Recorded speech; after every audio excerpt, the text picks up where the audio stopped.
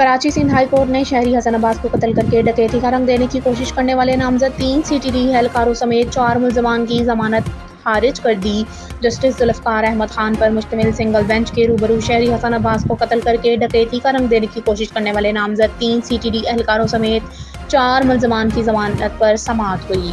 درخواست گزار کے وکیل نے موقف دیا کہ مقتول حسن عباس کو سید سلمان نے گھر بلا کر فائرنگ کرکے قتل کر دیا اور پولیس نے قتل کو سلمان کے گھر میں ڈکیتی کا رنگ دینے کی کوشش کی۔ قتل کے بعد سابق SHO سمیت پولیس اہلکاروں نے شواہد مٹانے کی کوشش کی۔ وکیل درخواست گزار نے کہا کہ واقعے کے 2 مقدمات درج کیے گئے۔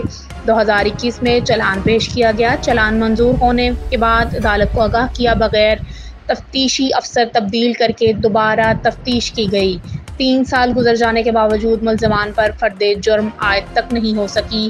عدالت نے قتل کیس میں نامزد 3 CTD اہلکاروں سمیت 4 ملزمان کی ضمانت خارج کر دی۔ سابق SHO الفلاح سعادت احمد، ذوالفقار علی، سید کامران علی اور سید سلمان علی کی ضمانت خارج ہونے کے بعد عدالت سے بھاگنے کی کوشش پولیس نے ناکام بنا دی۔ پولیس نے چاروں ملزمان کو گرفتار کرکے سندھ ہائی کورٹ کے لاک اپ میں بند کر دیا۔